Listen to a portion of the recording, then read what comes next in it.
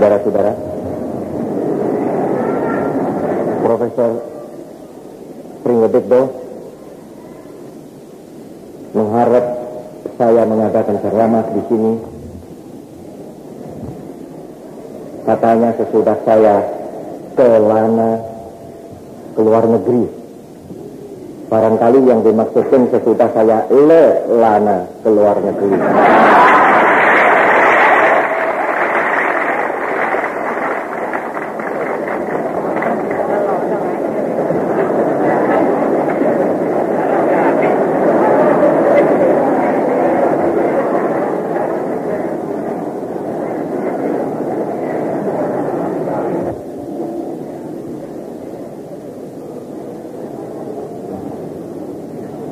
Dan ada lagi salah satu kesalahan level. Dikatakan saya ini bekas arek Surabaya. Aku si arek Surabaya.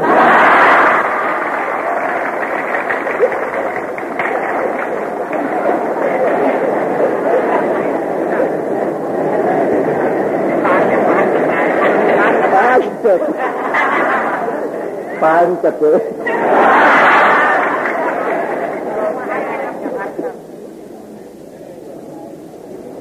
Saudara-saudara, ya, memang saudara-saudara, saya telah kembali dengan selamat dari perjalanan ke luar negeri pada tanggal 16 Oktober yang lalu. Perjalanan ke luar negeri, 2 gelombang, ke Amerika Serikat, ke Kanada, ke Italia, Jerman Barat, Swiss. Kemudian gelombang yang kedua, Soviet Union, Yugoslavia, Austria, Czechoslovakia, Mongolia, RRT. Dan baiklah saya menceritakan beberapa hal yang pantas menjadi pengajaran dan pengalaman bagi kita, juga berhubung dengan kemahasiswaan di negara-negara yang saya lihat itu. Tempoh hari saya berkata bahwa insya Allah akan diadakan gelombang yang ketiga ke India, Pakistan, Syria, Irak, Lebanon, Mesir, Sudan, Ceylon, Thailand. Tetapi gelombang yang ketiga ini berhubung dengan keadaan sementara ditunda. Dan mungkin akan digabungkan atau dipindahkan urut-urutannya dengan gelombang yang keempat, yaitu yang insya Allah akan mengenai Iran, Turki, Meksiko, negara Amerika Latin, New Zealand. Saudara-saudara, baiknya saya mulai dengan mengambil pancatan apa ya? Ya, pancatan bahwa kita ini menjalankan politik luar negeri yang dinamakan politik bebas dan aktif. Bebas dan aktif. Independent and active foreign policy.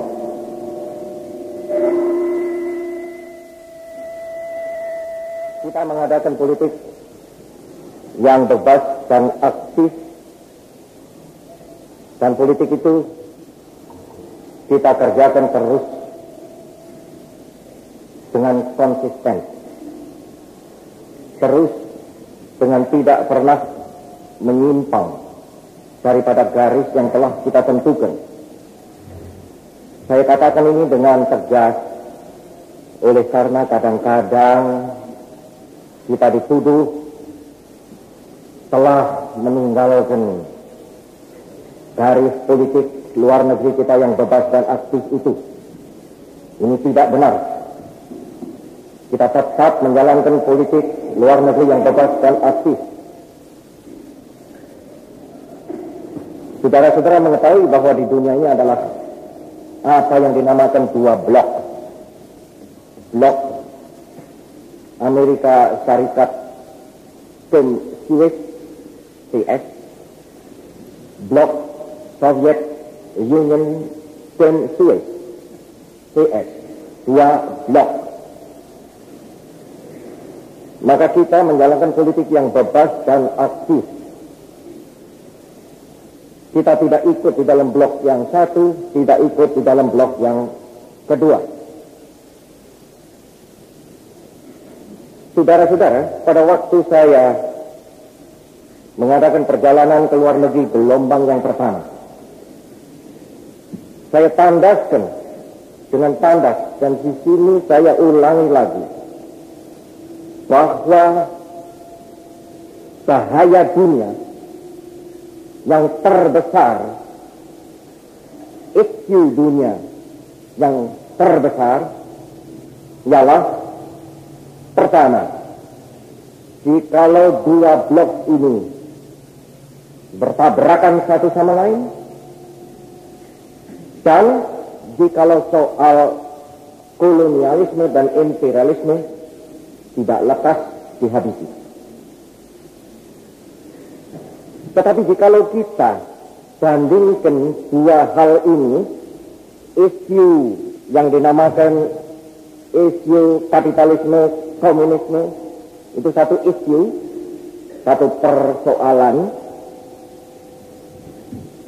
dan isu yang lain yaitu isu imperialisme, kolonialisme, nasionalisme. Maka dua macam isu ini, saudara-saudara, adalah menurut pendapat saya isu yang belakangan ini yang lebih memberi cap kepada dunia pada waktu-waktu yang akhir ini. Bagi saya, isu persoalan dunia sekarang ini bukan terutama sekali komunisme, kapitalisme, tetapi ialah nasionalisme versus kolonialisme, imperialisme.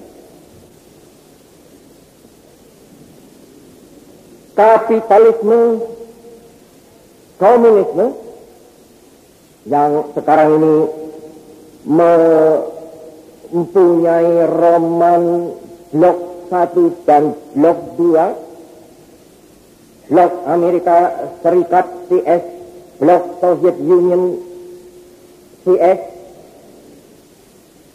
Isu ini sebenarnya masih dapat didamaikan satu sama lain dengan goodwill.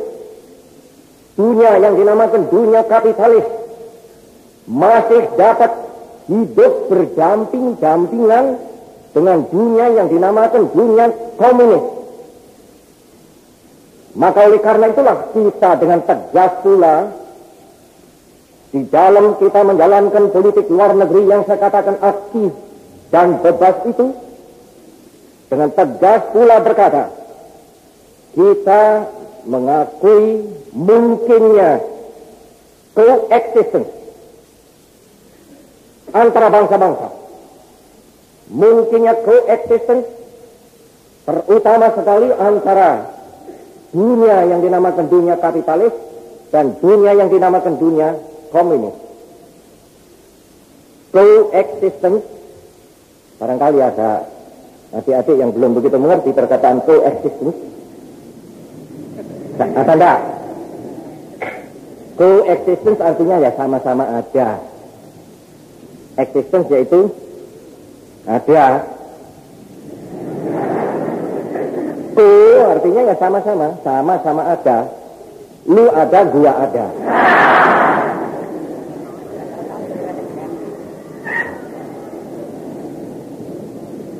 Dunia kapitalis dan dunia komunis nyata dapat berada dalam coexistence. Nyata dapat. Jadi kalau saudara-saudara ingat bahwa revolusi di Soviet Union meledak pada tahun 1917 dan bahwa kita pada saat sekarang ini telah mengalami tahun 1956,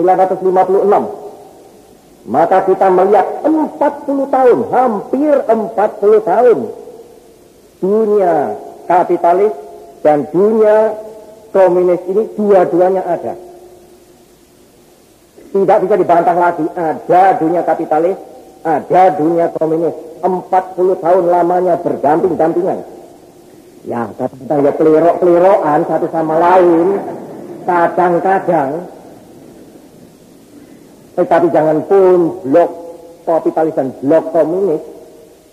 Bahwa dua manusia itu kadang-kadang ya pelirok-pelirokan satu sama lain. Berarti itu barang yang biasa. Bahkan kadang-kadang pentelengan satu sama lain, saudara-saudara. Tapi sudah nyata bahwa blok komunis dan blok kapitalis dapat hidup berdamping-dampingan satu sama lain. Maka oleh karena itulah Republik Indonesia tidak ragu-ragu atas perdiriannya yang dinamakan perdirian hendak adanya coexistence antara bangsa-bangsa.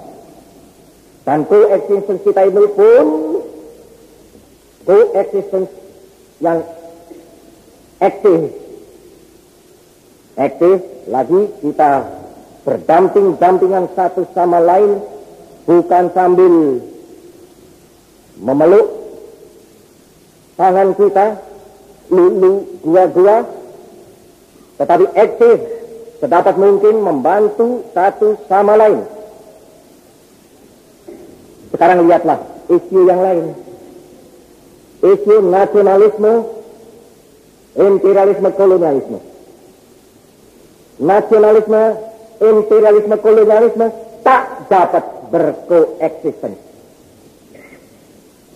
Kapitalisme, komunisme dapat mengadakan dua dunia yang berdampingan satu sama lain, dapat hidup di dalam koeksisten. Tetapi nasionalisme dan kolonialisme tak dapat berdampingan satu sama lain. Apa sebabnya?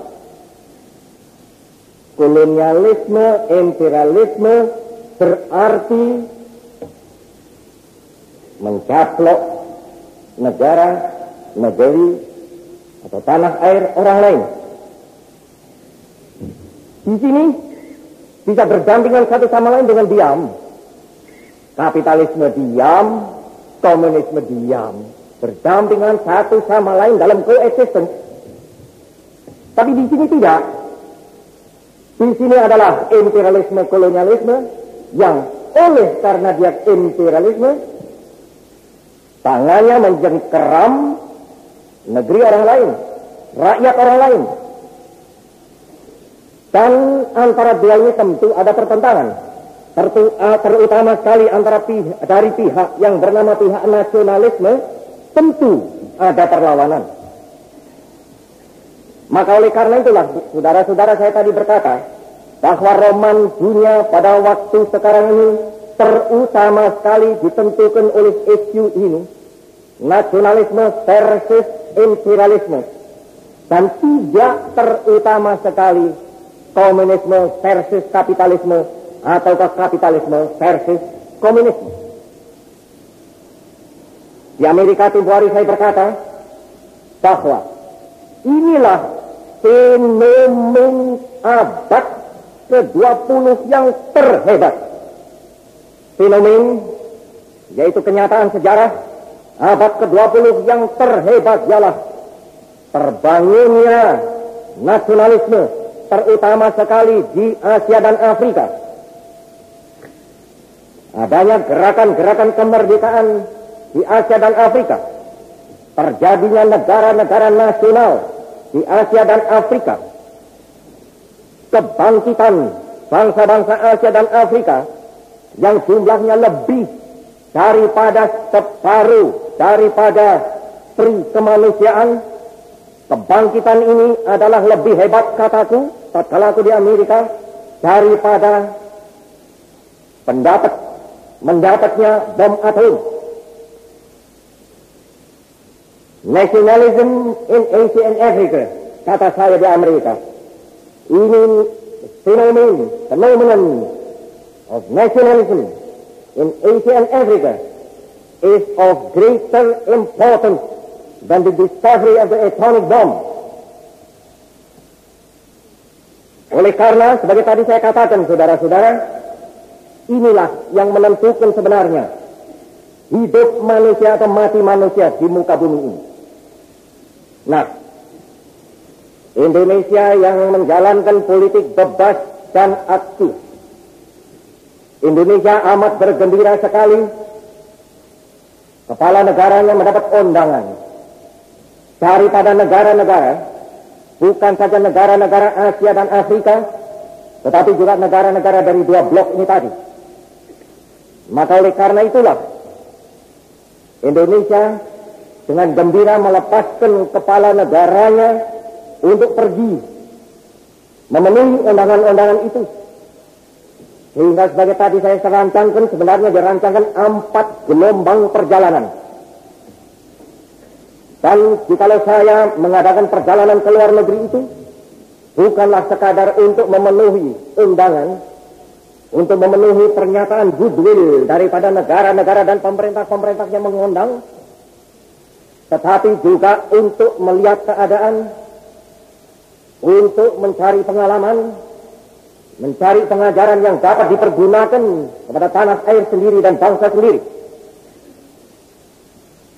Tatkala saya buat pertama kali menjejakkan kaki saya di Washington, begitu datang di lapangan terbang Washington, begitu sesudah diucapkan pidato selamat datang oleh Wakil Presiden Nixon, saya berkata, saya datang ke Amerika Serikat atas undangan rakyat Amerika Serikat. Tetapi saya datang di sini bukan sekadar untuk memenuhi undangan. Saya datang di sini untuk meninjau. Dan saya datang di sini bukan sekadar untuk mengunjungi Amerika Serikat sebagai negara. Bukan sekadar untuk mengunjungi Amerika Serikat sebagai bangsa. Saya datang di Amerika Serikat juga untuk melihat Amerika Serikat sebagai satu state of mind. Sebagai satu kedudukan jiwa. Sebagai satu kedudukan alam pikiran. I have come to America.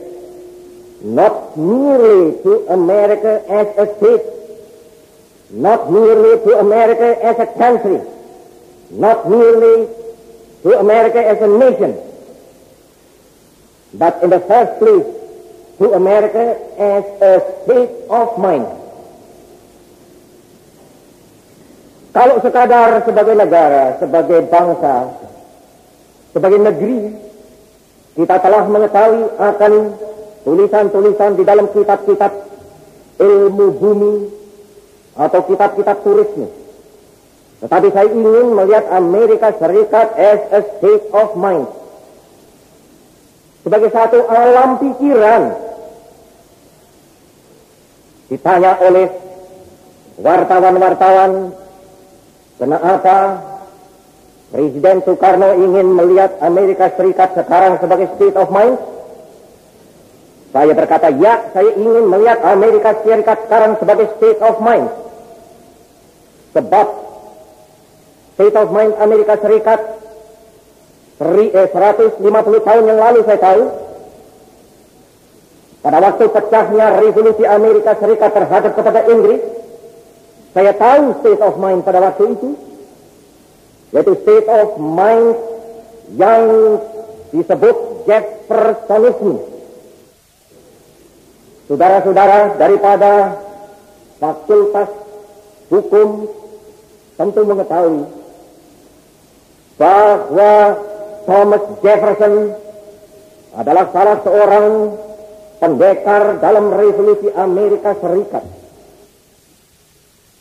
Seorang pendekar dalam revolusi Amerika Serikat. Bahwa Thomas Jefferson lah yang memberi guiding principle kepada revolusi Amerika itu tadi.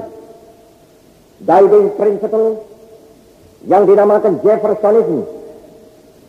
Guiding principle yang membakar hatinya rakyat Amerika sehingga memberontak terhadap kepada kolonialisme Inggris.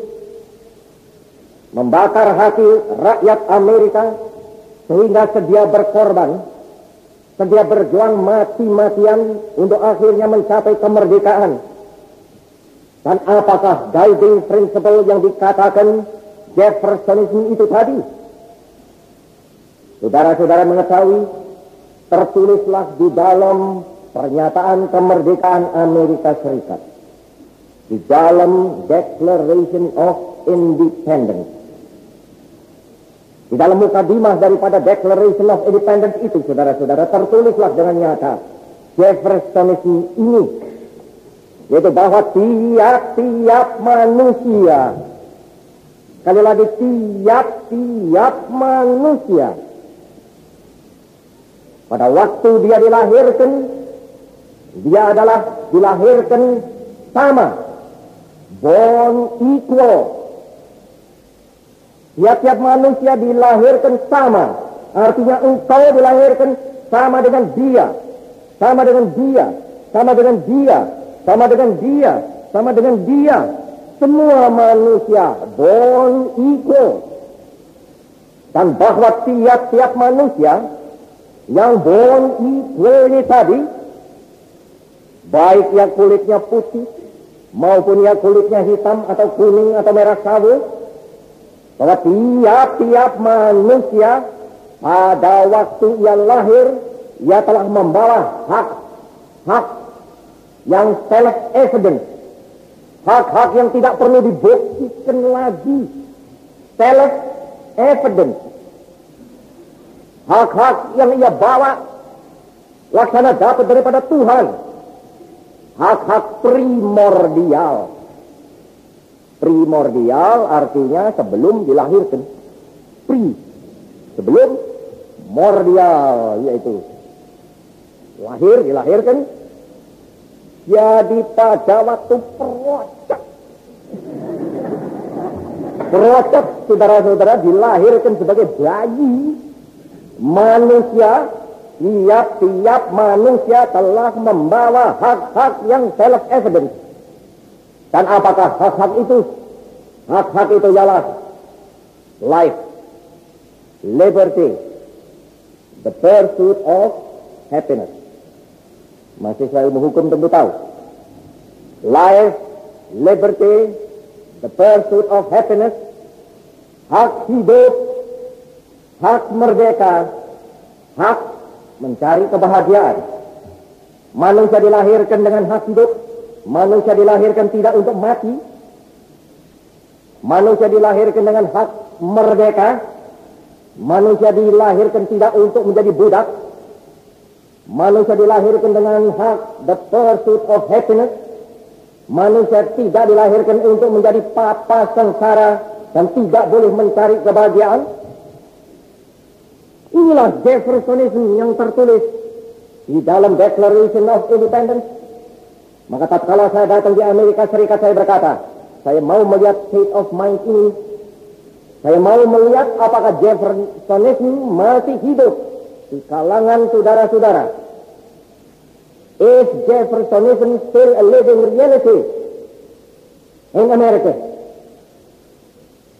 Still a living reality. Masih hidup sebagai satu kenyataan yang hidup. Saudara-saudara, tatkala saya berkata demikian, mereka terperanjat dan mereka menjawab, masihkah perlu kami buktikan bahwa Jeffersonism masih hidup di kalangan kami? Masihkah perlu kami menyatakan bahwa Jeffersonism is still a living reality? Lihat Presiden Soekarno, lihatlah. Buat apa kami mengorbankan jiwanya pemuda-pemuda kami?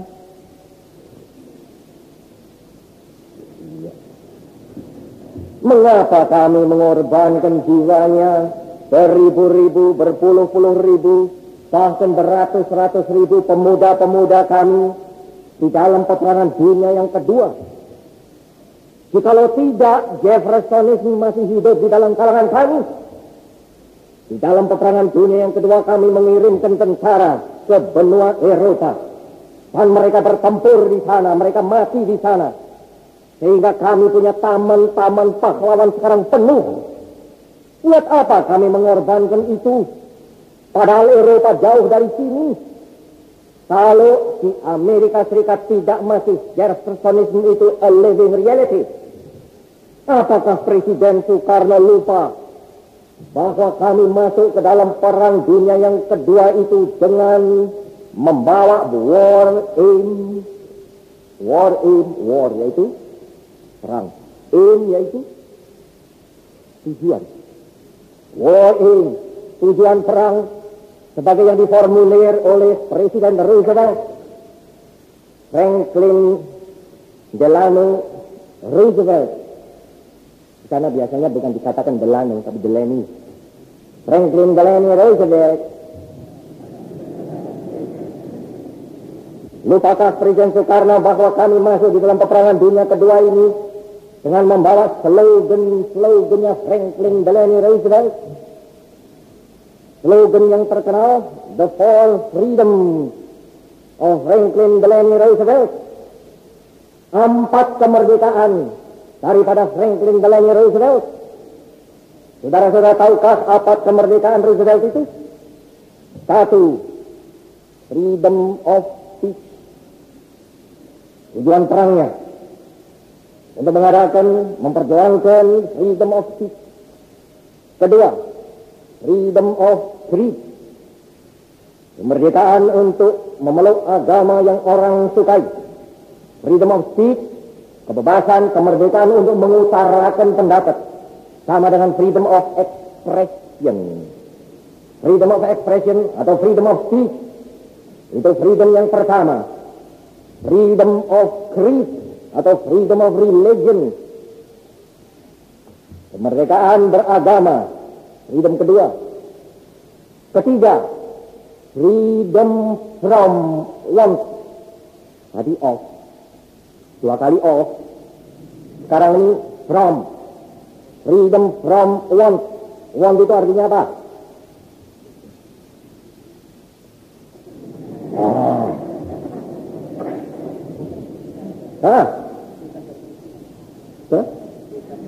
Kemiskinan. Want itu kemiskinan.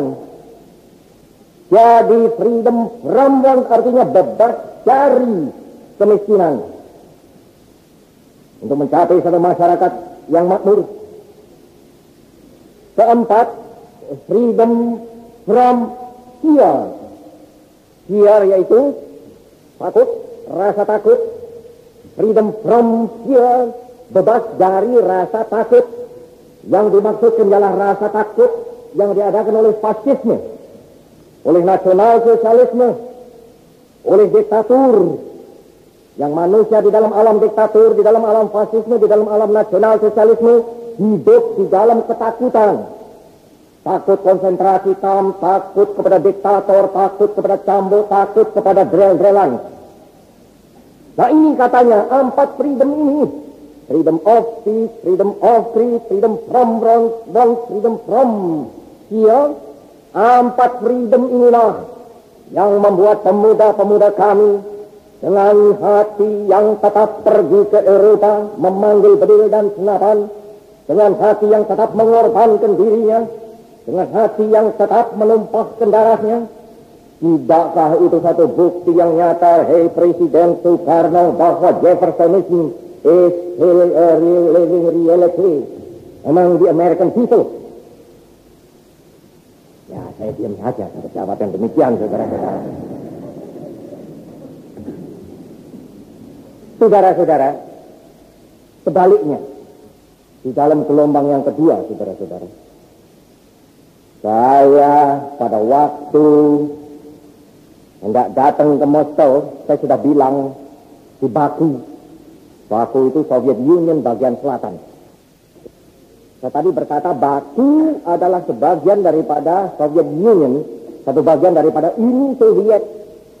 Sebab Soviet Union itu terdiri daripada beberapa republik.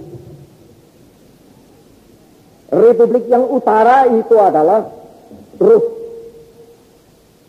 Tapi di bagian selatan ada republik-republik lain yang juga tergabung dalam Soviet ini, tapi bukan Rus. Orangnya juga lain. Oh, banyak yang seperti saudara. Yang lebih hitam dari saudara juga ada. Agamanya pun lain. Yang di selatan itu ada misalnya Uzbekistan dengan ibu kotanya Tashkent. Itu bukan Rus. Georgia, anggota Soviet Union tapi bukan Rus. Azerbaijan, anggota Soviet Union tetapi bukan Rus. Jadi kalau dikatakan Soviet Rusia, bagian yang selatan ini berkata, loh, apa kita ini tidak dihitung? Kita juga termasuk di dalam Soviet Union, jadi jangan katakan Soviet Rusia tetapi Soviet Union. Nah, tatkala saya datang di Baku, saya di situ telah berkata di lapangan terbang, saya hendak mengunjungi Soviet Union tidak untuk melihat state of mind. Sebab state of mind Soviet Union saya sudah tahu, yaitu Marxisme. Bahkan tiap-tiap hidung telah mengetahui.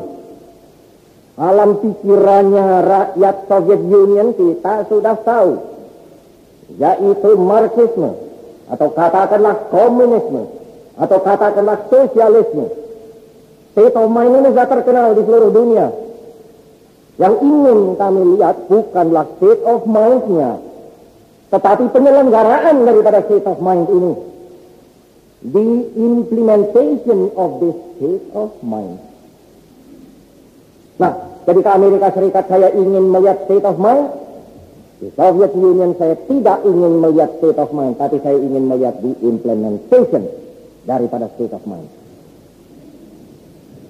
Dan saudara-saudara, saya melihat di kedua bagian ini, dua-duanya bicara tentang freedom of speech, freedom from bond. Di sini ada juga freedom from bond, juga ada keinginan mengadakan freedom of speech. Sama-sama. Lantas saudara-saudara, saya banding-bandingkan. Banding-bandingkan terutama sekali untuk menjadi pengajaran bagi kita, untuk menjadi pengalaman bagi kita. Dan saya melihat satu perbedaan fundamental antara dua dunia ini, dua alam ini. Manakala di Amerika Serikat orang mulai dengan mengadakan freedom of speech, untuk kemudian katanya untuk mencapai freedom from want. Di Soviet Union dan di RRT, di Yugoslavia, di Czechoslovakia, saya melihat yang lebih dahulu diselenggarakan yaitu freedom from want, untuk kemudian berangsur-angsur mengadakan freedom of speech. Di sini lebih dahulu freedom of speech, kemudian sia atau sebagai akibat daripada freedom of speech ini, katanya diselenggarakan freedom from want. Di sini lebih dahulu diadakan freedom from want, dan sebagai akibat daripada freedom from want, dan kemudian daripada freedom from want itu diikhtiarkan freedom of speech. Satu pandangan hidup, penyelenggaraan pandangan hidup yang berlainan. Saudara-saudara mengetahui, di Amerika Serikat memang ada freedom of speech, saudara-saudara. Ya, tidak seperti di Indonesia. Indonesia ini bukan main freedom of speech-nya, saudara-saudara.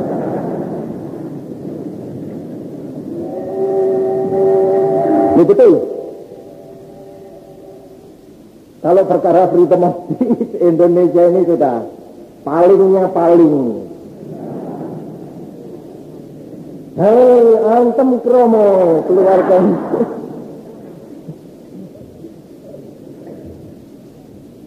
Dengan tiada kekangan lagi.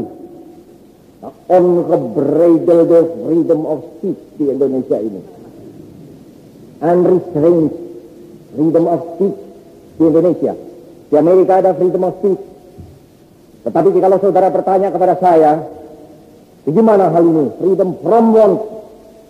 Ya, saya katakan, saya lihat di Amerika Serikat itu belum terselenggara apa yang dikatakan equality of property. Persamaan milik. Saya mengatakan di Amerika Serikat memang standard of living di sana tinggi, sehingga saya berkatakan Amerika Serikat is a property owning democracy. Property artinya apa? Milik, kepunyaan, milik. Property owning democracy, satu demokrasi yang mempunyai milik. Katakanlah satu demokrasi yang kaya, property owning democracy, tetapi belum saya melihat di Amerika Serikat itu satu equality of property. Saya melihat dan bicara dengan multi-milioner. Saya bicara dengan Rockefeller.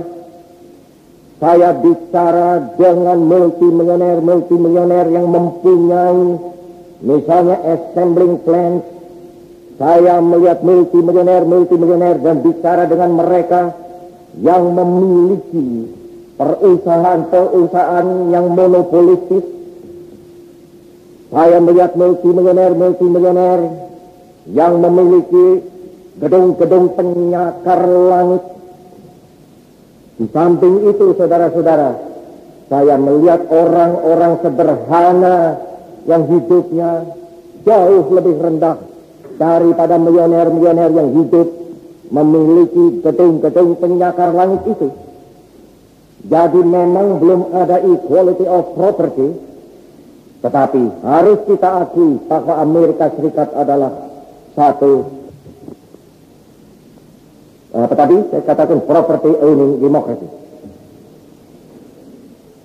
Saudara-saudara, tadi saya katakan perbedaan fundamental antara Amerika Serikat CS, terutama sekali Amerika Serikat dengan Soviet Union CS adalah ini. Ini mendahulukan freedom of speech, kemudian diikhtiarkan freedom from want. Ini mendahulukan freedom from want, kemudian diikhtiarkan freedom of speech. Kemudian diikhtiarkan freedom of speech. Nah, memang pada permulaan revolusi Rusia, saudara-saudara, tidak diadakan freedom of speech. Altang tidak diadakan freedom of speech untuk semua.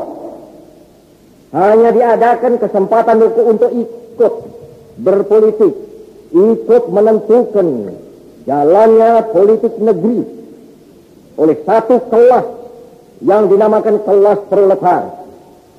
Dan memang Lenin, Vladimir Ilyich Lenin, namanya sebenarnya Vladimir Ulyanov, tapi ia punya nama pedengan adalah Lenin, sehingga akhirnya terkenal dengan nama Lenin. Itu banyak nama pedengan.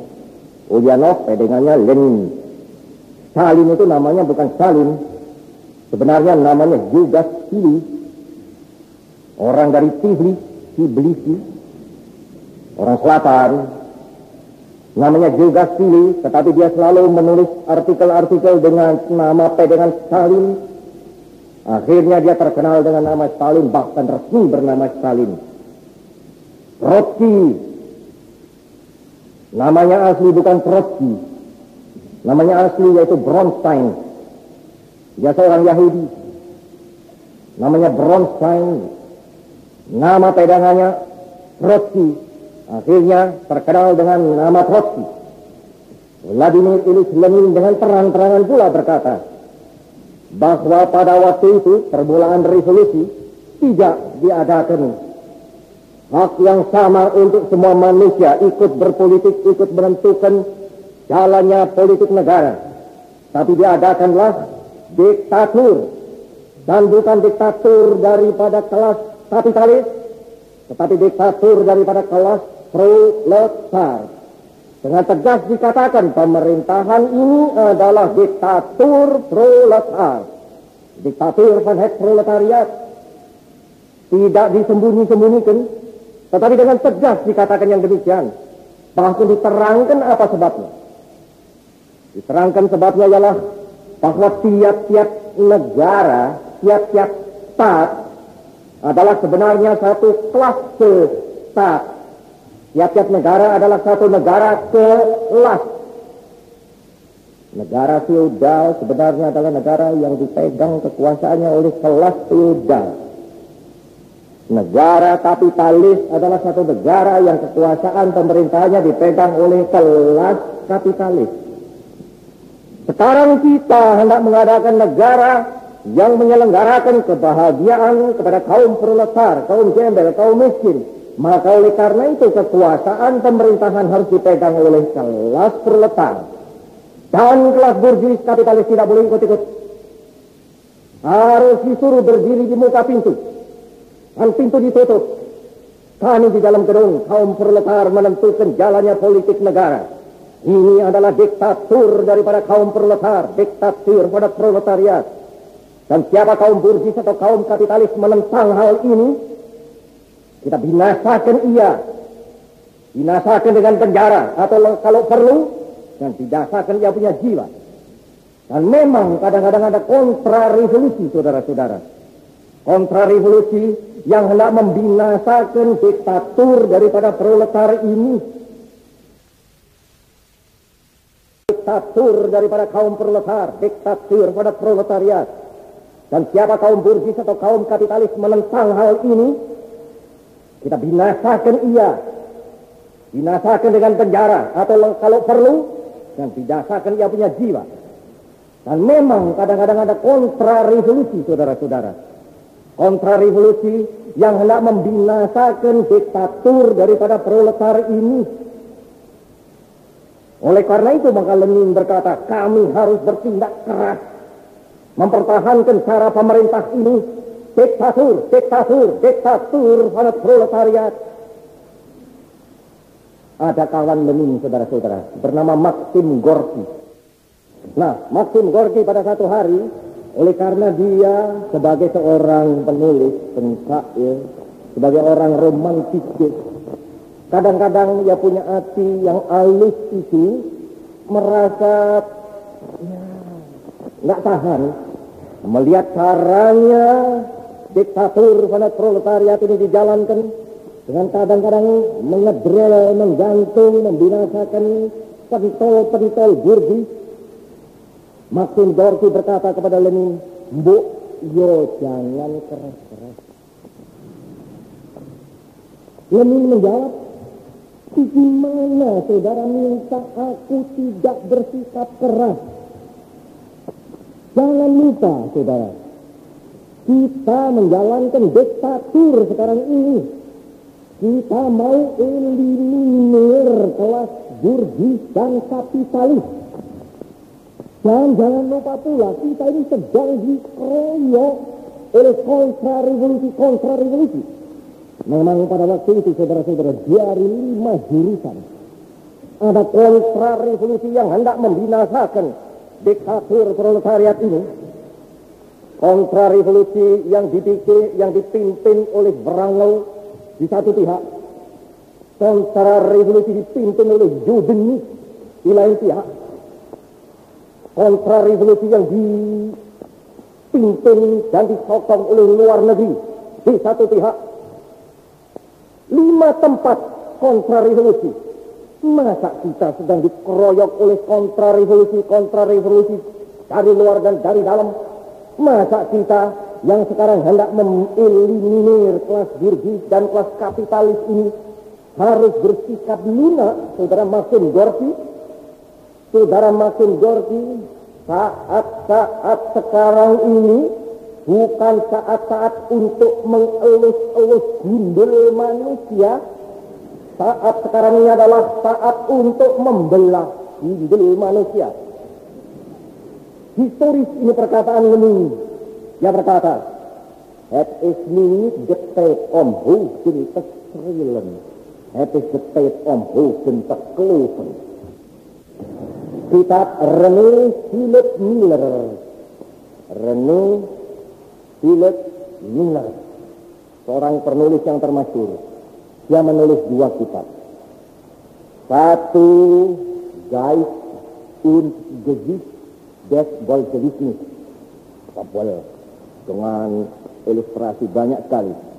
Geist und Gesicht des Bolschewismus, René Philip Miller, satu kitab. Ada lain kitab, nomor 2, Lenin und Gandhi, malah disalin di dalam bahasa Belanda, Lenin and Gandhi. René Philip Miller. Nah di situ René Philip Miller membuat perbandingan di dalam kitab yang kedua ini antara Gandhi dan Lenin. Gandhi berdasarkan ia punya aksi atas peri kemanusiaan, kehalusan, civil disobedience, satyagraha, ahimsa. Ahimsa itu nggak boleh menyakiti orang lain, nggak boleh menyakiti makhluk lain. Bukan saja tidak boleh menyakiti orang lain secara jasmania, tetapi pun batinnya tidak boleh menyakiti. Itu adalah ahimsa. Jadi Mahatma Gandhi adalah personifikasi daripada kelemah lembutan.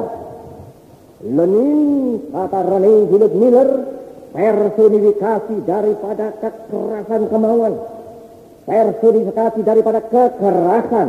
Nah, di dalam kitab inilah saudara-saudara, René Philip Miller menceritakan hal percakapan antara Maxim Gorky dan Lenin. Yang di situ ditulisnya, Lenin berkata, "Het is niet de tijd om hoofden te strelen, het is de tijd om hoofden te kloven." Nah, itu permulaan daripada revolusi Soviet, saudara-saudara. 1917, 18, 19, 20, 21, 22 masih dia keras. Tetapi dalam pada itu yang diselenggarakan lebih dahulu, yaitu Freedom from Want. Saya telah bicara dengan pemimpin-pemimpin Soviet, dengan Presiden Voroshilov, dengan Perdana Menteri Bulganin, dengan Mikoyan, dengan Kaganovich, dengan Khrushchev, dengan banyak pemimpin-pemimpin saya sudah bicara. Mereka semuanya satu persatu berkata, yang kami dahulukan ialah freedom from want. Di RRT saya bicara dengan Mao Zedong, dengan dengan Marshal Schutte, dengan Liu Shaoqi, dengan Madame Xing Qingling, dengan Marshal Cheng Yi, dan lain-lain pemimpin. Semuanya berkata freedom from want yang lebih dahulu diikhtiarkan. Malahan Madame Xing Qingling, saudara-saudara, yang dulu pernah mampir di Surabaya bukan? Enggak jadi. Sayang. Betul, wanita yang mulia, luhur budinya. Beliau itu bukan komunis. Dengan terangan, yes, my dear brother, I am not a communist.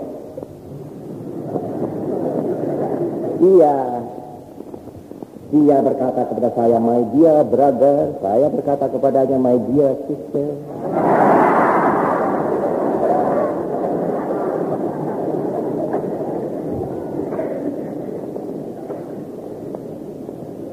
Beliau bukan komunis, tetapi beliau berkata, ya memang ini yang harus diselenggarakan lebih dahulu, freedom from want. Beliau berkata, because the stomach does not wait. Perut tidak menunggu. Engkau boleh berkata, ya freedom of speech, boleh tahun muka, atau 5 tahun lagi, atau 10 tahun lagi, atau besok sore. Freedom of speech boleh menunggu. Tetapi the stomach does not wait. Stomach minta isi. Pendek sandang pangan harus lebih dahulu kan. Inilah jawab pemimpin-pemimpin Soviet Union, pemimpin-pemimpin RRT. Barulah saudara-saudara saya mengerti betul apa sebabnya lebih dahulu diikhtiarkan freedom from want. dan freedom of speech kalau perlu. Kemudian, memang revolusi Soviet, saudara-saudara, sebagai tadi saya katakan, memulai dengan diktatur yang amat hebatnya. Lambat laun baru datang freedom of speech. Jikalau saudara bandingkan keadaan pada waktu permulaan revolusi Soviet dengan keadaan sekarang, lain.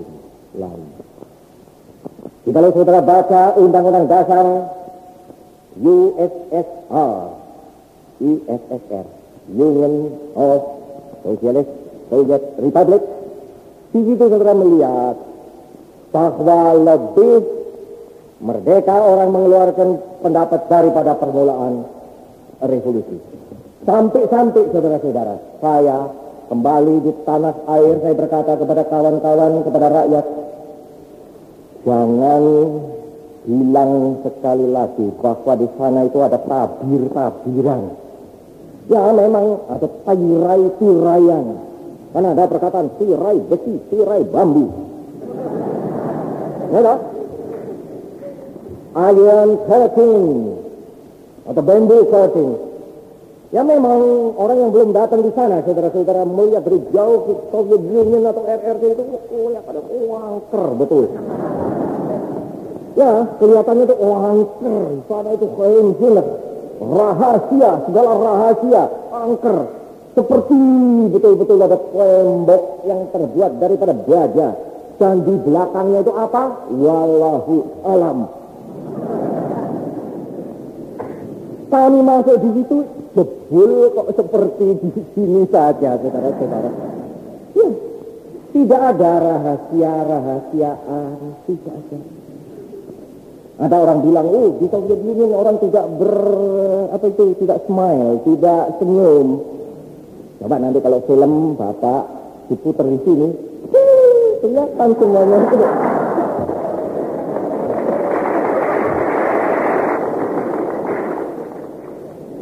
Semuanya itu juga katanya sama. Pendek tidak ada head di sana itu, saudara-saudara.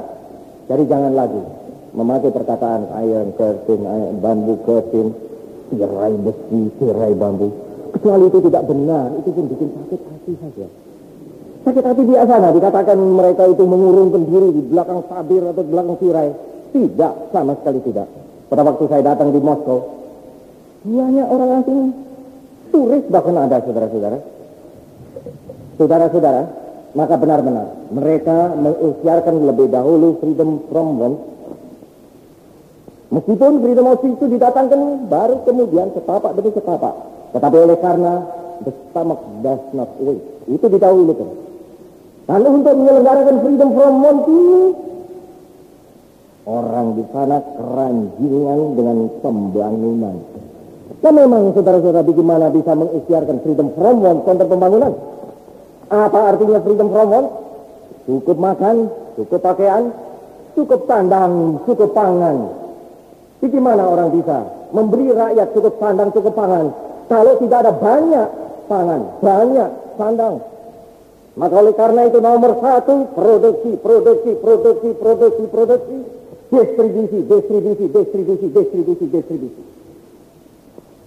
meminta pembangunan. Di mana-mana digali kekayaan, saudara-saudara. Ural, misalnya pegunungan Ural, yang dulu juga satu satu kerahasiaan. Sekarang ini Ural sudah segala kekayaannya sudah diketahui oleh orang Soviet Union. Digali. Mereka keranjingan dengan apa yang dikatakan pembangunan. Malah tatkala kami datang di Soviet Union, saudara-saudara, dan juga di RRC, saking mereka itu senangnya kepada pembangunan, di mana-mana kami datang, kami dibawa kepada objek pembangunan. Malang, di Bogor saya berkata, ini sudah hampir apa yang dinamakan eksibisionisme. Exhibition apa artinya? Exhibition. Pameran. Exhibitionisme artinya yaitu suka pamer. Itu bukan kok suka pamer ya karena suka pamer, tidak, saking bangganya. Lantas tiap-tiap tamu, terutama tamu agung, mari. Lihat, kami di sini telah mengadakan satu hidroelektrik plant yang tenaga kapasitasnya sekian ribu atau sekian puluh ribu atau sekian ratus ribu kilowatt. Mari datang di sini, kami di sini telah membangun satu universitas yang 24 tingkat tingginya dengan student 24 ribu. Mari datang di situ kami telah mengadakan satu kolkos yang besar sekali, yang berpuluh-puluh ribu hektar. Mari datang di sana itu kami telah mengadakan peternakan yang sapi dan kudanya ribuan dan ribuan lagi. Kami kadang-kadang merasa ini hampir apa yang saya namakan exhibitionisme. Tetapi sebagai tadi saya katakan, ini saking gembiranya, saudara-saudara. Ya, kami datang di universitas. Malam selama kami berjalan mengadakan perjalanan 2 gelombang itu, berpilih-pilih universitas kami datang. Entah kami ingat kepada Universitas Erlangga.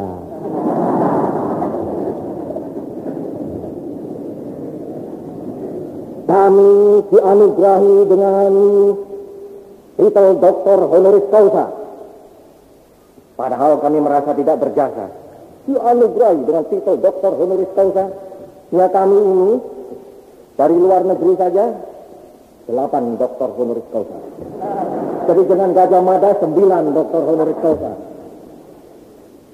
Gajah Mada 1, Impari Manila 2, Columbia 3, Michigan 4, McGill itu Montreal 5, Berlin 6, Moscow Lomonosov University 7, Belgrado 8, Praga 9. Padahal saudara-saudara saya merasa tidak berjasa. Tetapi itu pun sakingnya saudara-saudara. Saking mungkin rakyat di sana menghormati rakyat Indonesia, maka saya diberi titel-titel yang demikian. Tetapi yang paling mengagumkan kepada saya melihat semangatnya mahasiswa-mahasiswa di negara-negara, terutama sekali di Soviet Union dan di RRC. Pembangunan, sekali lagi pembangunan. Dan mereka membangun saudara-saudara dengan mengetahui apa yang harus dibangun. Kita ini ya bicara pembangunan. Tetapi kita tidak mempunyai rancangan yang tegas apa yang harus dibangun lebih dahulu. Ya ada, kita mempunyai panitia saudara-saudara. Tetapi belum ini kita mengetahui dengan tegas. Artinya tiap-tiap orang mengetahui dengan tegas. Coba saya tanya, apakah saudara tahu betul apa yang diplankan oleh saudara Insinyur Juanda? Tidak.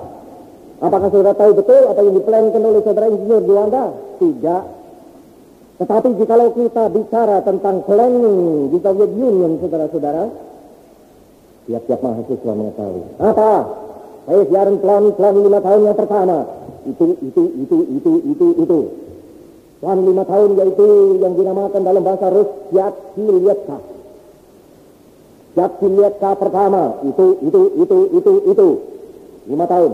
Yatsilievka yang kedua. Itu. Yatsilievka ketiga. Itu. Yatsilievka keempat. Itu. Mengerti semuanya, bukan saja orang-orang pemerintah, tetapi mahasiswa-mahasiswa, bahkan anak-anak yang boleh dikatakan anak kecil sudah mengerti hal Yatsilievka. Di situ itu ada organisasi anak-anak kecil yang dinamakan organisasi pionir. Pakai baju merah. Saya datang di istana pionir. Misalnya di istana pionir di Soviet Union, di Sverdlov, di Tiongkok, di Shanghai. Anak-anak kecil saudara-saudara telah mengerti garis-garis besar dari pembangunan. Saya datang di istana pionir di Sverdlovsk dan saya melihat satu gerombolan anak-anak laki kira-kira umur 13-14 tahun. Dengan tangan mereka membuat model daripada satu hydroelectric plant, yaitu tempat pembuat listrik dengan tenaga air. Hydroelectric plant. Coba saya tanya, apakah saudara semuanya tahu bagaimana hydroelectric plant bekerja? 13 tahun sudah tahu. Dan kita sendiri sekarang ingin membangun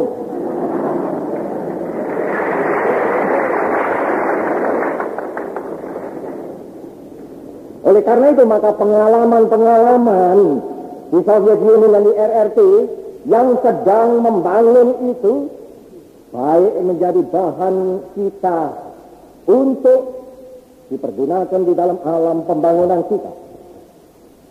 Tatkala saya di Peking, saudara-saudara, 1 Oktober, berdiri di gedung Tiananmen dengan Mao Zedong, melihat parade 1 Oktober. 1 Oktober ialah hari kemerdekaan RRT, sama dengan 17 Agustus 1945 atau 17 Agustus tiap-tiap tahun di Indonesia. Saya berdiri di situ, di gedung Tiananmen dengan Mao Zedong. Sayang, hujan lebat, saudara-saudara, 4 jam kami, teploh, basah kuyup. Kamu yang lain-lain, berdiri dengan payung, saudara-saudara. Tapi Mao Zedong dan saya,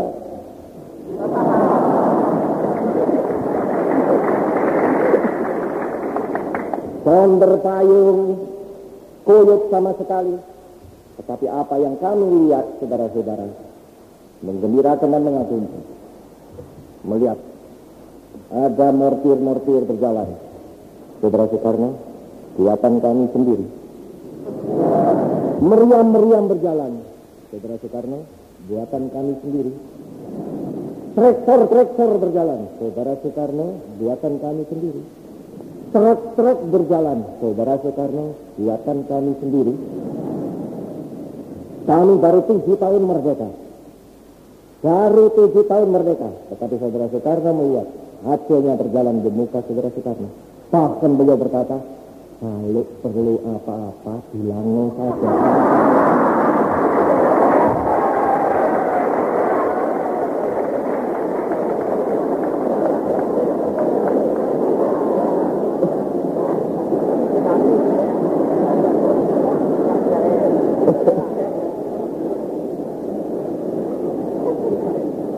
Ya, itu memang ditawarkan bantuan apa yang perlu dan kami dapat memberi, kami akan beri.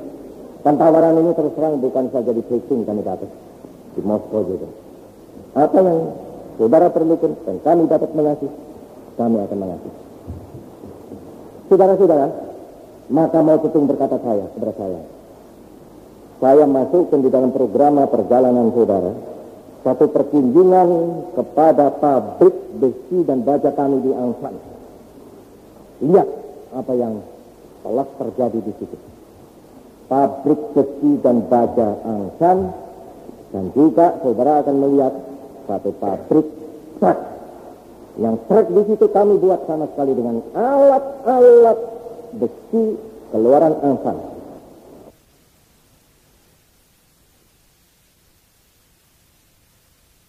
Zedong berkata, yang paling harus didahulukan jikalau saudara ingin industrialisasi, yang paling harus didahulukan yaitu satu metallurgical plant, pabrik besi dan baja. Apa saudara di Indonesia punya biji besi? Saya bilang, banyak.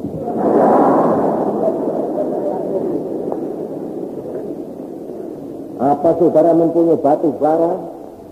Wah, banyak sekali. Apa saudara sudah mempunyai metallurgical plant? Wah, belum.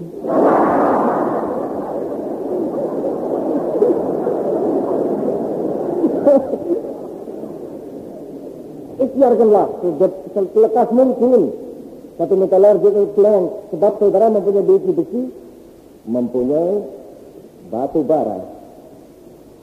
Sebetulnya saudara-saudara, pada waktu saya ditanya oleh saudara betulnya itu, saya ingat pembicaraan saya dengan Dr. Hjalmar Schacht. Coba siapa yang tahu nama Dr. Hjalmar Schacht? Oh, arek-arek Jawa sorry. Ya? Hah? Ya, ini jawaban yang tepat. Ahli keuangan Jerman.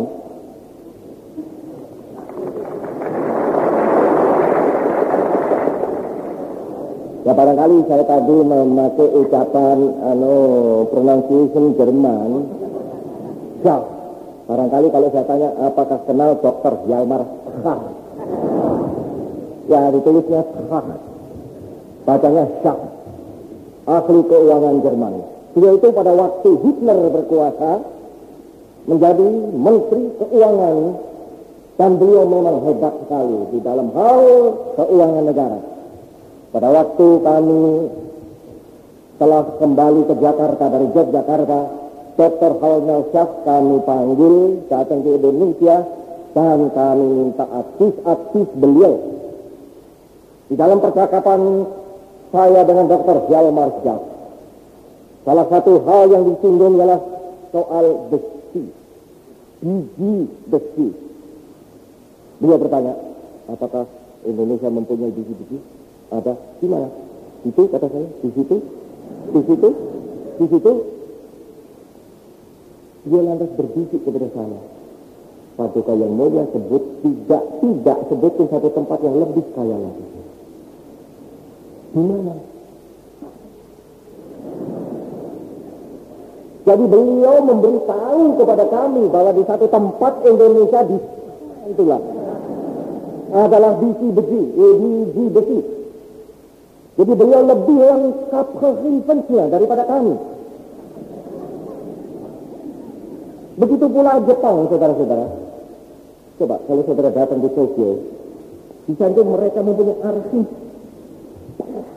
Mengetahui di situ biji besi, di situ biji besi, di situ biji besi, di situ biji besi, di situ boksit, di situ boksit, di situ boksit, di situ boksit, di situ asbes, di situ asbes, di situ asbes, di atas asbes, di situ manan, di situ mangkan. Persis mereka tahu lebih daripada kita. Saudara-saudara, jadi dengan petunjuk daripada Dr. Hjalmar Schacht itu, saudara-saudara, kita ini sebetulnya mempunyai biji besi yang kaya, kita mempunyai batu bara. Maka menurut apa yang saya lihat, itu yang harus didahulukan. Dekat Surabaya adalah didirikan sekarang ini, dibangunkan satu pabrik semen. Ya memang itu perlu. Memang kita tidak bisa membangun konter semen. Bagaimana bisa membuat jembatan konter semen? Bagaimana bisa membuat pelabuhan konter semen? Bagaimana bisa membuat gedung konter semen? Bagaimana bisa membuat jalan yang kuat konter semen?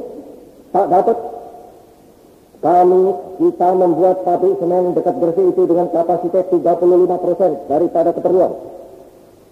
Padang, dekat Padang, ada satu pabrik semen, Cap Kerbo, Indarung, kapasitas 25%. 25% plus 35% adalah 60%. Jadi belum menyukupi segala keperluan.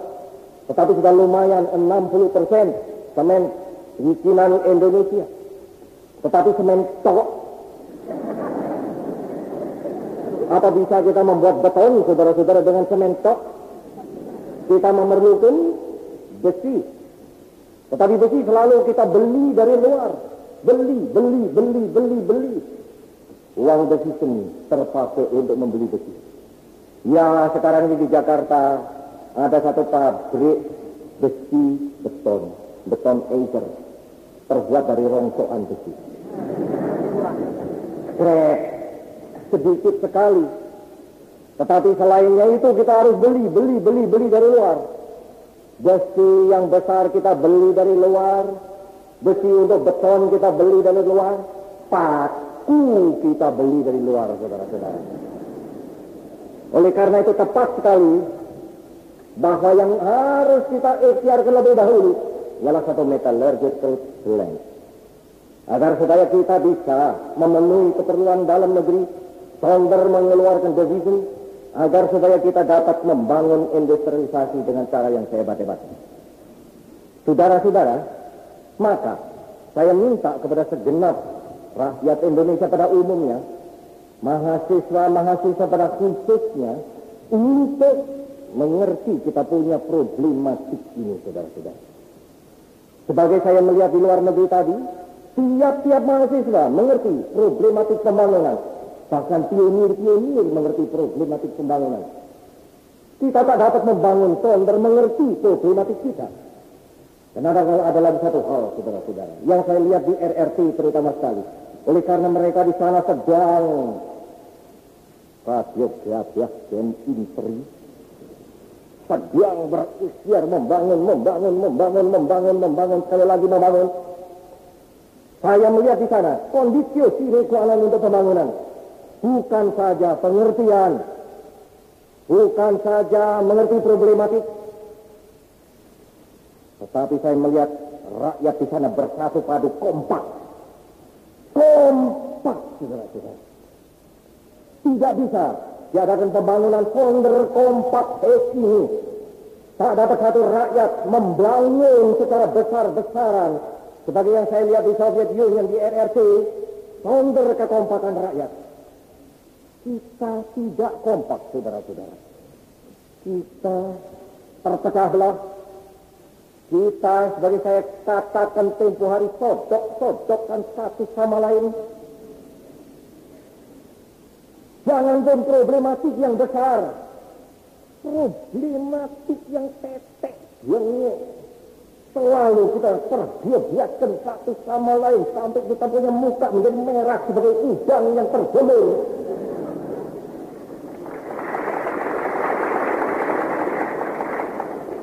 Di sana tidak ada yang demikian itu, saudara-saudara. Kompak sama sekali. Apa yang telah dirancangkan oleh Dewan Perancang Jatileksa sudah diterima baik oleh Kongres, dijalankan, saudara-saudara, dengan cepat dan dengan hebat sekali. Perkara kehebatan pekerja, saya kasih contoh. Padahal ya, pekerjaan yang remeh yang kita bisa kerjakan di sini, tetapi mereka bekerja 10, 20, 30 kali lebih cepat. Saudara mengetahui bahwa saya sebenarnya hendak pulang dari RRT itu melewati Hong Kong. Dari RRT utara saya ke selatan sampai ke Kanton. Hendak pulang ke Indonesia lewat Hong Kong. Tetapi dumadaan di Hong Kong ada huru hara. Saya terpaksa di Kanton, saudara-saudara. Saya merubah rencana perjalanan dan saya berkata, saya tidak lewat Hong Kong, tetapi akan lewat Kunming. Dari Kunming ke Rangun, dari Rangun ke Indonesia. Dikirimlah telegram ke Kunming bahwa Presiden Soekarno besok pagi akan datang di Kunming. Tidak jadi lewat Hong Kong, tetapi akan datang di Kunming besok pagi. Besok pagi. Tatkala kami datang di Kunming, saudara-saudara, tercengang kami melihat kota Kunming. Pintu gerbang telah terdiri. Didirikan di dalam satu malam. Dengan tulisan-tulisan komplit dari letter emas. Sucano Tung Wangcui.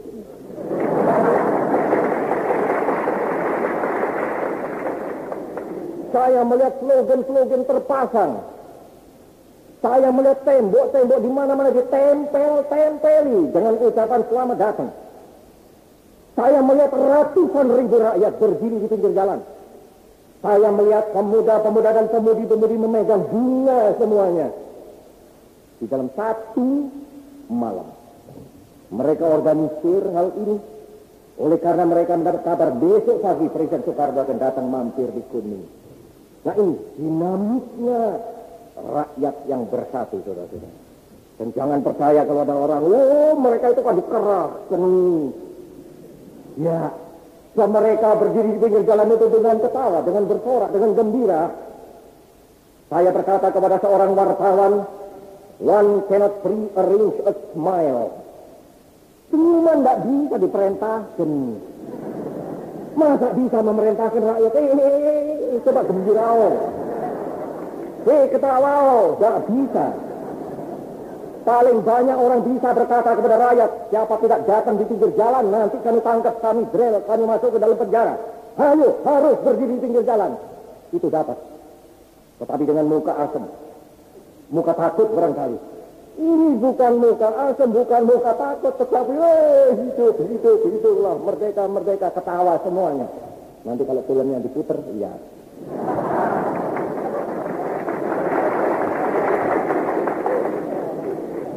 One cannot prearrange a smile. Nah inilah saudara-saudara yang saya ingin sekali di Indonesia ini terjadi yang demikian.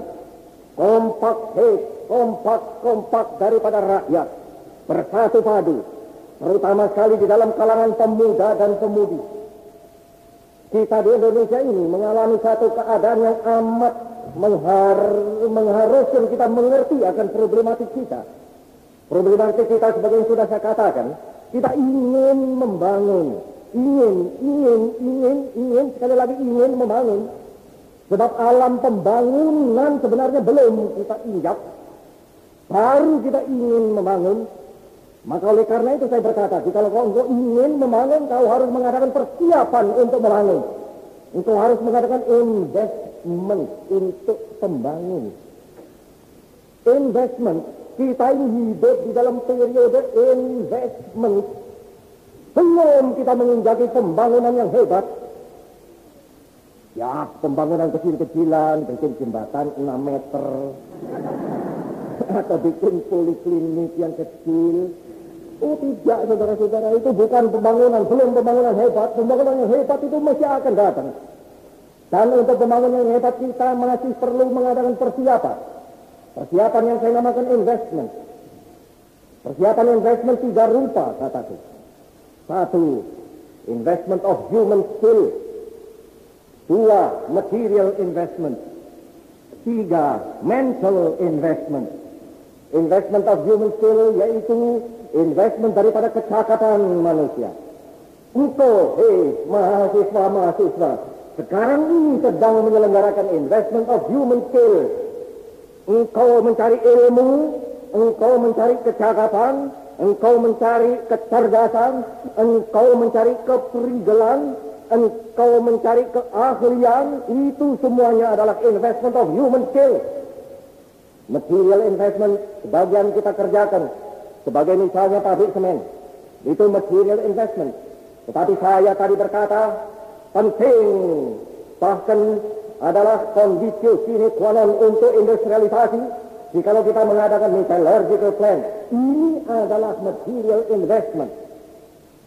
Tetapi di samping investment of human skill, di samping material investment, kita memerlukan mental investment. Mental kita harus menjadi manusia baru. Mental kita harus menjadi manusia pembangunan. Mental kita harus menjadi manusia yang tidak cekcok di atas lapangan yang cek-cek bengek. Mental kita harus menjadi manusia baru yang ingin mendirikan satu negara berisi masyarakat baru. Masyarakat baru yang memberi adil dan makmur kepada semua orang. Ini saudara-saudara kita punya problematik. Janganlah kita saudara-saudara, jikalau kita mencari ilmu di sekolah-sekolah tinggi, melupakan akan problematik ini. Sebab Indonesia, saudara-saudara, yang menghadapi persoalan yang demikian hebatnya, tak dapat mengatasi kesulitan-kesulitan jikalau kita tidak mengadakan perubahan daripada mentalitas kita sama sekali. Saya berkata industrialisasi. Industrialisasi perlu sebagai satu bagian pemecahan soal-soal kita. Apa soal kita, saudara-saudara? Kita berkata kita ingin mengadakan satu masyarakat yang adil dan makmur. Kita berkata, ya tanah Jawa sudah penuh penduduknya, padat penduduknya. Perlu penduduk ini dipindahkan sebagian ke tanah yang dinamakan tanah seberang. Tetapi hanya dengan transmigrasi saja kita tak dapat memecahkan persoalan Indonesia. Kita harus mengadakan industrialisasi pula. Saudara pernah membaca kitabnya Van Deventer, Mr. C.T.H. Van Deventer, salah satu pemuka daripada kurs etika, ethische Kurs in the koloniale politik. Zaman dahulu Mr. Van Deventer pada permulaan abad ke-20 berkata, Indonesia harus mengalami 3 hal agar supaya rakyatnya dapat makmur, katanya. Trilogi Van Deventer: edukasi, irigasi, imigrasi. Edukasi, pendidikan dan pengajaran. Irigasi, harus diadakan irigasi. Imigrasi, perpindahan rakyat disebarkan di seluruh Indonesia. Ya, itu adalah permulaan dari abad ke-20. Sekarang kita tidak bisa cukup dengan hanya trilogi ini. Kita paling sedikit harus tambahkan industrialisasi kepada trilogi ini. Dan industrialisasi tak mungkin, saudara-saudara, dengan tidak mengerti problematik, dengan tidak mengerti apa yang harus didahulukan dan apa yang harus dikemudiankan. Saudara-saudara, maka jikalau saudara-saudara